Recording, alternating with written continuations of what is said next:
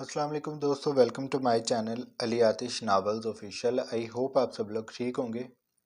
आवाज़ ना निकले सिसकियों की अर्ज कलम अली आतिश, किस्त नंबर 13। बड़ी मुश्किल से वो स्कूटी को चला सकी थी। उसका रुख हॉस्टल की जानिब था। हॉस्टल पहुंचते ही उसने अपने बैग को बेड पे फेंका और मोबाइल सामने निकाल कर बैठ गई। उसने रिधम के नंबर पे कॉल की थी। कॉल को पहली बेल पे ही उठा लिया गया था। वो दूसरी जानिब से बोलती कि नमल तेजी से बोली, तुम्हारा दिमाग खराब है, तुम जानती हो तुम क्या कह रही हो। और रागिब चौहान के लाउंज में मौजूद रिधम एड़ियों के बल घूम घूम गई। उसका आंचल हवा में लहरा रहा था। रागिब जिब्रान से बात करने के लिए बाहर गया हुआ था। उसे कुछ गवाह और एक ऐसा मौलवी चाहिए था जो उसका बेहद राजदारी से अभी इसी वक्त निकाह करवा दे। वो उससे बात करके जब अंदर दाखिल होने लगा तो उसके कदम राहदारी में ही रुक गए। दुनिया जैसे स्लो मोशन में चलने लगी थी। हर चीज जैसे धीरे धीरे आगे सरक रही थी। वो नाजुक सरापा लड़की सफ़ेद फ्राक को घुमाती, अपने आंचल को लहराती, फ़ोन को कान से लगाए खुशी से कह रही थी, मैं खुद यकीन नहीं कर पा रही, मेरा और उनका आज निकाह है। तुम्हें पता है उन्होंने ये बात मुझे खुद कही। मैं तुम्हें कह रही थी ना कि मैंने सुबह बहुत दुआ की थी, देखना आज कुछ अच्छा ही होगा। आज का दिन मेरी जिंदगी का लकीएस्ट डे है। वो इतना कहने के बाद रुकी। उसकी पुश्त अब रागिब चौहान की जानिब थी। वो फ़ोन पे बड़ी इन्हमाक से बात कर रही थी। उन्होंने मुझे कहा है अगर मैं किसी को बुलाना चाहूँ तो बुला सकती हूँ। मैंने उनके सामने तुम्हारा नाम लिया है। वो भी चाहते हैं कि तुम हमारे निकाह में शामिल हो जाओ। तुम जल्दी से तैयार होकर आ जाओ और देखो आते हुए मेरे लिए गजरे ज़रूर लाना। मैंने सोचा था कि मैं अपनी शादी पे परियों जैसी नजर आऊंगी। इतना कहकर उसने सर्द आह भरी, फिर वो बोली, चलो खैर है, फिलहाल निकाह तो हो जाए। जब घर में ये बात सबको बता दूंगी फिर वो मेरी बारात लेकर आएंगे, तब मैं दिल खोल कर तैयार होंगी। और अब तुम देर मत करना, जल्दी आ जाना, मैं तुम्हारा इंतज़ार कर रही हूँ। मैंने अम्मी को कॉल करके कहा है कि मुझे आ जाने में थोड़ी सी देर हो जाएगी। मैं नमल के साथ किसी काम से जा रही हूँ। वो मान गई हैं। अगर अब वो तुम्हें भी कॉल करें तो तुमने भी यही कहना है। वो साथ साथ उसे समझा भी रही थी। और रागिब चौहान वहाँ खड़ा उसकी पुश्त को देख रहा था। उस लड़की के इस फार्म हाउस में आने से पहले ये बेहद सुनसान और वीरान सा था। उसने कभी भी इतनी चहकती आवाज़ें इस फार्म हाउस में तो क्या अपने बंगले में भी नहीं सुनी थी। वहाँ 4 लोग रहा करते थे, लेकिन उन चारों में एक अलग सी सर्द मोहरी थी। सबकी अपनी अपनी जिंदगी थी। सबके अपने अपने काम थे जिनमें वो मसरूफ रहा करते थे। खाने की मेज पे कुदरती तौर पर अगर वो सब मिल बैठते तो तब भी उनके दरमियान तनाव रहा करता था। कोई किसी से सीधे मुंह बात करके खुश नहीं था, सिवाय ज़ेबा के। वो जैसे रागिब के ही इंतज़ार में रहा करती थी। जब वो ऑफिस से आता तो वो अक्सर उसे अपने साथ किसी पार्टी में लेकर चली जाती। वहाँ वो दोनों बेजान से कहके लगाते, लोगों के सामने ये जाहिर करते कि वो दोनों बेहद खुश हैं। रागिब ज़ेबा की तारीफ़ें करता और ज़ेबा जवाबी हाथ जलाकर बेनियाजी सी बरतती। वो सब कुछ जैसे एक रूटीन वर्क था, जैसे सुबह उठना, वर्कआउट करना, ऑफिस जाना, ऑफिस से आकर ज़ेबा की तारीफ़ें करना, उसका तैयार होने का इंतज़ार करना, फिर उसके साथ किसी पार्टी में जाना। पार्टी से आकर ज़ेबा अपने मोबाइल में लग जाती और वो लैपटॉप उठाकर अपना ऑफिस वर्क करने लगता। वो दोनों फारिग होते तो फिर बिस्तर। जिंदगी जैसे यही रह गई थी। दरमियान में कभी राबिया से ताल्लुक तो कभी किसी और से। वो तब भी खुद को खुश करने की हर मुमकिन कोशिश करता था, लेकिन हर बार जब उसे लगता कि वो खुश हो रहा है, उसे खुशियां मिल रही हैं, वो अपनी ज़िंदगी में मुतमईन है, लेकिन जैसे ही उसके दिमाग से खुमार उतरता तो उसका दिल बेहद खाली हो जाता। हर शाम वो साहिल समंदर के पास जाकर डूबते सूरज को देखता, सोचता कि क्या यही ज़िंदगी है। उसने ऐसी ज़िंदगी कभी तसव्वुर नहीं की थी। एक रोबोटिक ज़िंदगी जिसमें हर चीज़ एक तरतीब से हर रोज़ हो रही थी। लेकिन आज पहली बार उसकी ज़िंदगी में कुछ हटकर हो रहा था। वो बाहर जिब्रान को ये भी कहने गया था कि जब वो वापस आए तो रिधम के लिए कुछ खाने को ले आए। جبران جا چکا تھا۔ راغب ابھی آگے بڑھتا ہی کہ اس کا موبائل جو اس نے وائبریشن پہ لگا رکھا تھا تھر تھرانے لگا۔ اس نے جیب میں ہاتھ ڈالا، موبائل سامنے کیا تو کال زیبا کی تھی۔ وہ انہی قدموں پہ واپسی کے لیے پلٹ گیا۔ ردھم کو احساس بھی نہ ہوا تھا کہ وہ آ کر چلا گیا ہے۔ وہ اپنی ہی دھن میں نمل سے باتیں کرنے میں لگی ہوئی تھی۔ دوسری جانب نمل اس کی خوشی پر ساکت تھی۔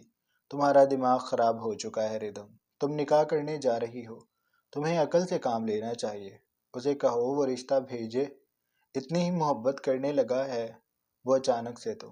ردھم نے نمل کی بات پر منہ بگاڑا، تم ہمیشہ مجھے غلط مشورے ہی دیا کرنا۔ نکاح تو ہو جائے پھر باقی سب بھی ہو جائے گا۔ مجھے اس بات پر یقین تو آنے دو کہ میں ان کی ہو گئی ہوں، تم فکر نہ کرو۔ اس نے اتنا کہہ کر اپنی آواز کو مدھم کیا اور سرگوشی نما لہجے سے کہنے لگی، تمہیں بلانے کا مقصد یہی ہے کہ میں چاہتی ہوں کہ تم آ کر ہم دونوں کی نکاح کی ویڈیو شوٹ کرو۔ میں ایک نکاح کی کاپی رکھ لوں گی، وہ کل کو مکر نہیں پائیں گے۔ یا اللہ میں تمہارا کیا کروں ردھم۔ نمل اب اس کی باتوں سے عاجز آ رہی تھی اور ردھم بھی تقریباً اسی حال میں تھی۔ اس نے دو ٹوک لہجے میں کہا، دیکھو نمل، اگر تم نے آنا ہے تو تم آ جاؤ، ورنہ خیر ہے، مجھے تمہاری بھی ضرورت نہیں ہے، دو نمبر دوست کہیں کی۔ میں اتنی خوش ہوں اور تم ہو کہ میرے دل میں وسوسوں پہ وسوسے ڈال رہی ہو۔ تم نے آنا ہے تو آ جاؤ ورنہ بھاڑ میں جاؤ، میں تمہیں میسج پہ ایڈریس سینڈ کر رہی ہوں، خدا حافظ۔ ردھم نے کہہ کر کال ٹھک سے کاٹ دی تھی۔ وہ دوبارہ جا کر صوفے پہ ایسے بیٹھ گئی جیسے اس نے تو کچھ کیا ہی نہیں۔ اس کی نگاہیں راہداری کی جانب تھیں۔ اس کے لیے راغب ابھی بھی باہر ہی تھا اور باہر کھڑا راغب تعجب میں مبتلا تھا، کیونکہ زیبا یہ بات جان گئی تھی کہ وہ آفس نہیں گیا۔ تم کہاں پر ہو؟ اس نے سوال کیا تو راغب سوچ میں پڑ گیا کہ وہ اب کیا جواب دے۔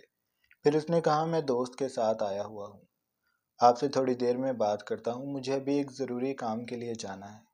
وہ کہہ کر کال بند کرنے ہی لگا تھا کہ زیبا دوسری جانب سے بولی، لیکن تم پھر بھی ہو کہاں؟ تم ایسے کبھی مجھے پہلے بغیر بتائے کہیں بھی نہیں گئے۔ مجھے تمہاری ہر بات کا علم ہوتا تھا، لیکن اب کی بار تم آفس نہیں گئے، اور صبح تم نے یہی کہا تھا کہ تم آفس جا رہے ہو۔ راغب نے گہرا سانس بھرا، ہاں میں جانتا ہوں، میں نے یہی کہا تھا، پھر راستے میں ہمارا پلان بدل گیا۔ اچھا چلو تم یہ تو بتاؤ کس دوست کے ساتھ ہو؟ راغب اس کے سوالوں سے عاجز آنے لگا تھا۔ میں آپ کو گھر آ کر ساری بات بتاؤں گا۔ اس نے ٹالنا چاہا کیونکہ اس کے پاس ابھی کوئی کہانی موجود نہیں تھی جسے سنا کر وہ زیبا کو مطمئن کر سکے، اور زیبا بدل نخواستہ اس کی بات مان گئی۔ پر اس نے فون رکھنے سے پہلے کہا، آج ہم نے ڈنر پر جانا ہے، میں نے تمہارے اور اپنے لیے کپڑے ڈیسائیڈ کر لیے ہیں، شام میں جلدی آ جانا۔ راغب نے اچھا ٹھیک ہے کہہ کر کال بند کر دی تھی۔ وہ جب دوبارہ اندر بنگلے میں داخل ہوا تو ردھم ویسے ہی صوفے پہ بیٹھی تھی۔ اب کی بار وہ اسے دیکھ کر نرمی سے مسکراتا ہوا صوفے کے پاس آیا۔ دوسرے صوفے پر بیٹھ کر اس نے نرم لہجے سے ردھم کو مخاطب کیا، یہ بہت بڑا فیصلہ ہے، ایک بار پھر سوچ لو، تمہارے گھر والے بعد میں اس رشتے کو ایکسپٹ کر لیں گے؟ اس کے سوال پر ردھم کے دل پر وار ہوا تھا اور ایک خوف نے اسے گھیر لیا تھا۔ وہ جانتی تھی اگر اس رشتے کی خبر اس کے گھر تک ہو گئی تو اس کا حال بہت برا کیا جائے گا، تب امی بھی شاید اس کا ساتھ نہ دیں۔ وہ تو چھوٹی چھوٹی باتوں میں اس کی طرفداری نہیں کرتی، یہ تو پھر اتنا بڑا فیصلہ ہے۔ لیکن اب کی بار ردھم پیچھے نہیں ہٹے گی۔ اس نے فیصلہ کر لیا تھا، اگر آج اس نے راغب سے نکاح نہ کیا تو پتہ نہیں کل کو اس کے ساتھ کیا ہوگا۔ اگر اس کی شادی امن سے کروا دی گئی تو وہ پوری زندگی اسی قید خانے میں رہ جائے گی۔ یہ اس کے پاس فرار کا شاید آخری اور پہلا موقع تھا جسے وہ ہرگز گنوانا نہیں چاہتی تھی۔ راغب کے سوال پر اس نے دھیرے سے شانے اچکائے، پتہ نہیں بعد میں کیا ہوگا، لیکن جو بھی ہوگا میں آپ کے پاس آ جاؤں گی، تب آپ تو مجھے رکھ لیں گے نا؟ اس کے سوال پر راغب اس کا منہ دیکھتا رہ گیا۔ مومی چہرے پر بے حد معصومیت تھی۔ وہ لڑکی نہ ہی اتنی چالاک ہے جتنی نظر آتی ہے، اور نہ ہی اتنی مضبوط جتنی وہ بنتی ہے۔ اس بات کا اندازہ راغب چوہان کر چکا تھا۔ اس نے رسان سے پلکوں کو جنبش دی، میں نے کہا نا، اگر آج تم میری ہو رہی ہو تو کل کو تمہیں مجھ سے کوئی دور نہیں کر سکے گا۔ اس کی بات پر ردھم کے جیسے کاندھوں سے بوجھ اتر گیا۔ میں ایسے نکاح بھی نہیں کرنا چاہتا تھا۔ میں چاہتا تھا کہ میں تمہارے گھر رشتہ لے کر آؤں، ہماری شادی پوری رسم و رواج سے ہو۔ میری تو دوسری ہے لیکن تمہاری تو پہلی ہے نا۔ تمہارے تو بہت سارے خواب ہوں گے لیکن میں ابھی مجبور ہوں۔ میں شادی کو فی الحال اون نہیں کرنا چاہتا۔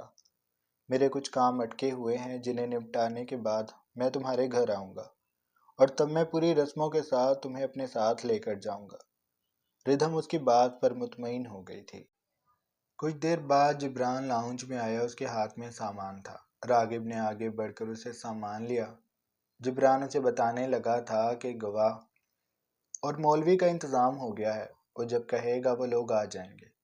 راغب نے سر کو جنبش دی اور پھر اسے جانے کا اشارہ کرنے کے بعد وہ ردھم کی طرف پلٹا۔ میں ابھی آ رہا ہوں، کچن تک جاؤں گا، تم ادھر ہی بیٹھی رہنا۔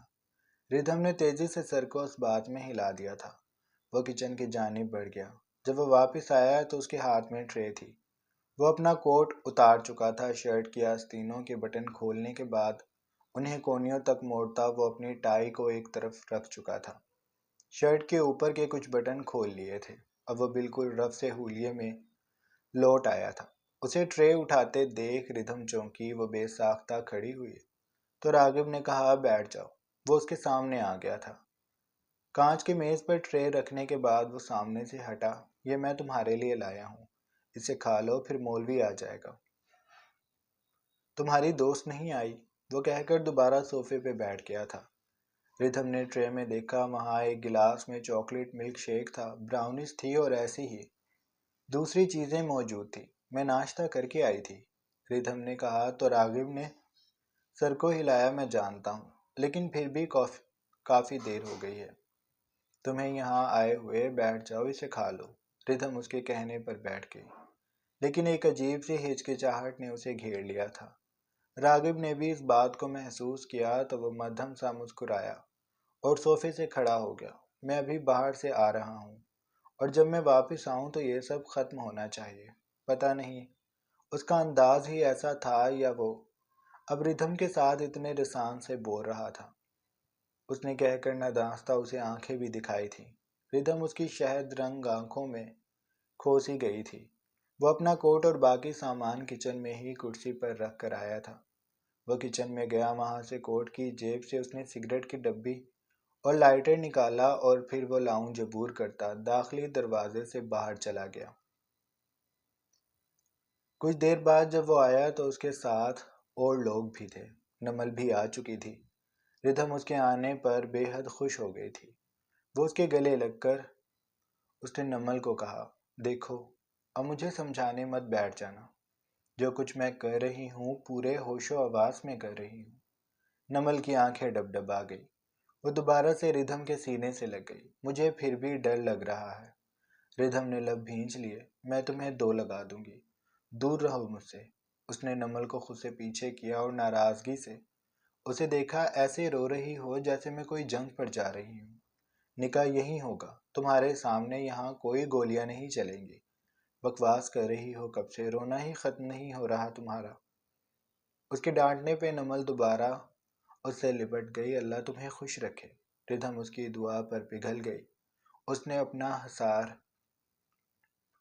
نمل کے گرد مضبوط کر لیا تھا۔ آمین۔ ان دونوں کا نکاح بے حد سادگی سے ہوا تھا۔ نمل اور ردھم کمرے میں موجود تھیں۔ مولوی نے آ کر ردھم سے سائن لیے اور پھر وہ چلا گیا۔ کچھ دیر بعد راغب کمرے میں داخل ہوا۔ اس کے چہرے پر اپنائیت بھری مسکراہٹ تھی۔ اس نے اندر آ کر مسکراتی نگاہوں سے نمل کو دیکھا اور پھر وہ سیدھا ردھم کے پاس آ گیا۔ نمل کمرے سے باہر چلی گئی تھی۔ ردھم بیڈ سے کھڑی ہوتی اس کے مقابل آ گئی۔ کمرے کا دروازہ بند ہو چکا تھا۔ ردھم نے کبھی نہیں سوچا تھا کہ وہ زندگی میں شرمائے گی۔ اس کے گال جلنے لگے تھے، ان پہ سرخی واضح تھی اور آنکھیں حیا سے اٹھائی نہیں جاتی تھی۔ وہ اس بات کو اچھے سے محسوس کر رہی تھی کہ راغب چوہان اسے جاذب نگاہوں سے دیکھ رہا ہے۔ اس کی نگاہ، اس کی شہد رنگ آنکھیں ردھم کو اپنے حصار میں لیے ہوئے تھی۔ پھر اس کی نرم گرفت جب اس کی دونوں کوہنیوں پر ہوئی، اور راغب نے اسے اپنے قریب کیا تو ردھم کی پلکیں دھیرے دھیرے لرزنے لگیں۔ مبارک ہو مسز راغب چوہان۔ اس کے ہاتھ اس کی کوہنیوں سے دھیرے دھیرے سفر کرتے ردھم کے شانوں پر آ رکے تھے۔ شانوں پر جب گرفت ہوئی تو سر پر موجود جالی دار دوپٹہ پھسل کر اس کے سر سے ہٹ گیا۔ اس کی راج ہنس گردن جس پر بکھرے بکھرے سے بال موجود تھے، راغب نے انہیں سمیٹ کر اس کے شانوں پر کیا۔ راغب کا ہاتھ دھیرے سے اس کی کمر کو اپنی گرفت میں لے چکا تھا۔ اس نے ردھم کو اپنے مزید قریب کیا۔ ردھم کی نگاہیں اب اس کے فراق سینے پر ٹکی تھیں، جو شرٹ کے بٹن کھلے ہونے کی وجہ سے عیاں ہوتا تھا۔ وہ اس کے کان کی لو کے پاس جھکتا اپنے لبوں کو وہاں مس کرتا دھیرے سے بولا، میں نے تمہیں کہا بھی تھا کہ میں ایک اچھا انسان نہیں ہوں، لیکن تم نہیں مانی۔ تمہیں پتہ ہے میں محبت کرنے کے معاملے میں بڑا بے رحم ہوں۔ میں تمہیں بہت ٹف ٹائم دوں گا۔ جتنے دن ہیں نا، ان میں خود کو اچھے سے تیار کر لینا، کیونکہ پھر مجھے لگتا ہے تمہیں سنبھلنے کا بھی موقع نہیں ملے گا۔ اس نے دوسرے ہاتھ سے ردھم کی گردن کی پشت کو تھاما، اس کے چہرے کو اوپر کیا اور پھر اس کے لبوں پر جھک گیا۔ اس کے نچلے لب کو اپنے دونوں لبوں میں دباتا وہ ردھم کی جان نکالنے لگا تھا۔ اس کے لبوں کے شدید لمس سے ردھم کے سانس بھاری ہونے لگے۔ سانسوں کا شور اس کے کانوں میں بے حد تیزی سے گونج رہا تھا۔ اس کا پورا جسم اس آگ میں جلنے لگا تھا جو راغب چوہان کے جسم سے اٹھ رہی تھی۔ ردھم نے اپنی آنکھوں کو سختی سے مینچ لیا تھا۔ اس کی بند پلکوں میں نمی کے قطرے دکھائی دینے لگے تو راغب ایک دم سے پیچھے ہوا۔ ردھم نے اس کے پیچھے ہوتے ہی گہرا سانس ابھی بھرا ہی تھا کہ وہ اسے دوبارہ شدت سے اپنے سینے میں بھر کر اس کی کمر کو سہلانے لگا۔ ریلیکس۔ وہ اپنے ہاتھ کی پشت کو اس کی کمر پر دھیرے دھیرے چلاتا اسے ریلیکس کر رہا تھا، اور ردھم نے بے ساختہ اس کی شرٹ کو اس کی کمر سے مٹھیوں میں جکڑ لیا تھا۔ اب تم میری ہو، اس بات کو یاد رکھنا، اور ایک بات، میں تم سے نکاح کر کے غافل نہیں ہو جاؤں گا۔ میں تم سے ان ٹچ رہوں گا۔ ہم ملا بھی کریں گے جب تم کہوگی، تب ملا کریں گے، اور اپنے دل سے سارے وسوسے نکال دو۔ میں تمہیں نہیں چھوڑوں گا اور نہ ہی کل کو مکروں گا۔ تم میری ہو تو بس میری ہی رہو گی۔ اس نے ردھم کا چہرہ اپنے سامنے کیا اور اس کے گال کو دھیرے سے تھپکا۔ ٹھیک ہے؟ ردھم نے سر کو اس بات میں ہلا دیا۔ اس نے اپنی پینٹ کی جیب سے اپنا والیٹ نکالا اور اپنا کارڈ ردھم کی طرف کیا۔ اس پر میرا پرسنل نمبر لکھا ہوا ہے۔ تمہیں کوئی بھی مسئلہ ہو تو تم نے مجھے کال کرنی ہے، اور اسی کے نیچے جبران کا نمبر ہے۔ اگر میں کال نہ اٹھا سکوں تو تم نے اس سے بات کرنی ہے، یہ ضرور تمہارے مسئلے حل کرے گا۔ اور میری بات سنو۔ اس نے دونوں ہتھیلیاں ردھم کے گالوں پر رکھی۔ اب اپنا ڈھیر سارا خیال رکھنا ہے تم نے۔ اس کی شہد رنگ آنکھوں میں نرمی ہی نرمی تھی، لب مسکرا رہے تھے۔ ردھم اس کے خوبصورت نقوش دیکھتی رہی۔ پھر اس نے کہا، میں ایک بار آپ کو پھر سے حق کر لوں؟ راغب اس کے معصومیت سے کیے جانے والے سوال پر بے ساختہ مسکرایا، اور اس نے ردھم کو پھر سے اپنے سینے میں شدت سے بھینچ لیا۔ وہ اس کے سینے میں چہرہ چھپائے گہرے گہرے سانس بھر رہی تھی۔ وہ راغب کی مردانہ خوشبو کو اپنے اندر اس قدر بسا لینا چاہتی تھی کہ پھر اسے اس خوشبو کی عادت ہو جائے۔ باہر دوپہر باسی ہوتی اثر میں مل رہی تھی۔ فارم ہاؤس کے لان میں بکھری سورج کی کرنیں پورے تاپ پہ تھی۔ ردھم گھر واپس جا رہی تھی۔ جبران تم دونوں کو چھوڑ دے گا، اس نے نمل اور ردھم کو لاؤنج میں روک کر کہا تو ردھم دھیرے سے بولی، نہیں، نمل کے پاس سکوٹی ہے، ہم اس پر چلے جائیں گے، ہم نے ابھی مارکیٹ جانا ہے۔ راغب کی بھویں سکڑی۔ کیوں؟ مارکیٹ کیوں جانا ہے؟ اس کے سوال پر ردھم ایک پل کے لیے سوچنے لگی کہ وہ بتائے یا نہ بتائے۔ پھر اس نے کہا، میں نے سکوٹی لینی ہے۔ اس کی بات پر نمل نے اسے چونک کر دیکھا۔ ردھم کی بھی اسے نگاہیں ملیں اور اس نے سر ہلایا۔ مجھے امی نے صبح پیسے دے دیے تھے، انہوں نے کہا تھا کہ میں آج جا کر سکوٹی لے لوں۔ اس نے یہ بات کہنے کے بعد جب راغب کو دیکھا تو وہ بولا، نہیں، اب تم سکوٹی نہیں لوگی۔ تم نے کہیں بھی جانا ہوگا تم جبران کو کال کرو گی، وہ تمہیں خود لینے آئے گا، چھوڑ بھی دیا کرے گا۔ جہاں تم چاہو گی یہ تمہیں وہیں لے کر جائے گا۔ ऐसे मैं भी बेफिक्र रहूँगा। इसलिए स्कूटी नहीं लेनी तुमने। रिधम उसे अचंभे से देखने लगी। लेकिन मैंने स्कूटी लेनी थी। मैं ऐसे कैसे आपकी गाड़ी में फिट सकती हूँ? मेरे घर पता चल गया तो वो लोग मुझे मारेंगे। उसने नरूठेपन से कहा। रागिब बेसाख्ता मुस्कुरा दिया। कुछ भी नहीं होता। मैं जो कह रहा हूँ मान जाओ। स्कूटी नहीं लेनी अब तुमने। वो उसे प्यार से समझा रहा था, लेकिन रिधम का दिल टूट गया। वो तो पूरा मूड बना चुकी थी आज स्कूटी लेने का। वो कुछ कहती कि नमल ने उसके कान में कहा, मान जाओ, तुम्हारा शोहर कह रहा है। वो उसे छेड़ने के से अंदाज में बोली तो रिधम ने उसे घूर कर देखा और फिर रागिब को कहा, लेकिन मैंने स्कूटी लेनी थी। वह जिद्दी से लहजे से बोली। रागिब कुछ कहता कहता रुका। फिर उसने सर को हिलाया। अच्छा ठीक है, हम इस बारे में रात को बात करेंगे। अभी तुम सीधी घर जाओगी। जिब्रान तुम्हें छोड़ देगा और तुम्हारी दोस्त की स्कूटी भी उसके घर पहुंचा देगा। तुम दोनों जाकर गाड़ी में बैठो।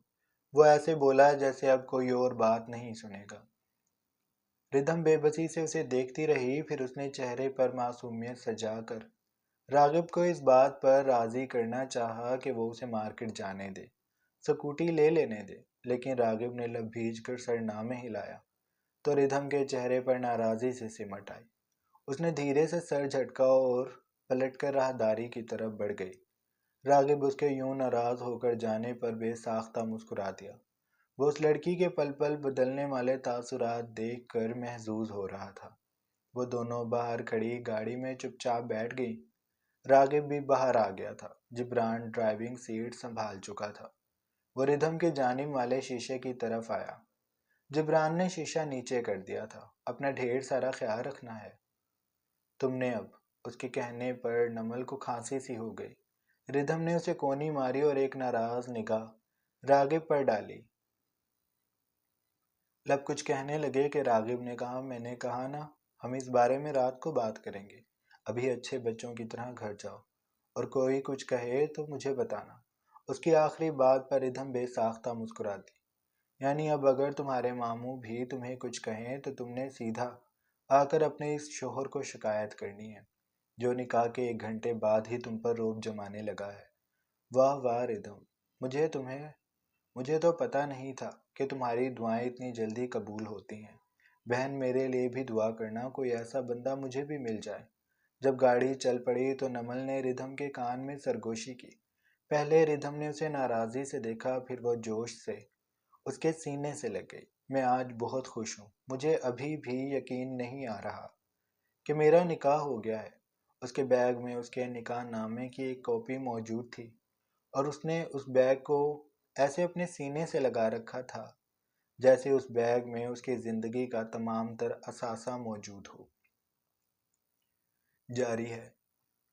तो जनाब, ये थी हमारी आज की एपिसोड। आई होप आपको अच्छी लगी होगी। अगर आपको किस्त अच्छी लगी है तो आप चैनल को लाजमी सब्सक्राइब कर लें, बेल आइकन के बटन को भी प्रेस कर लें ताकि नए आने वाली वीडियोस आपको बआसानी मिलते रहें। अल्लाह हाफिज़।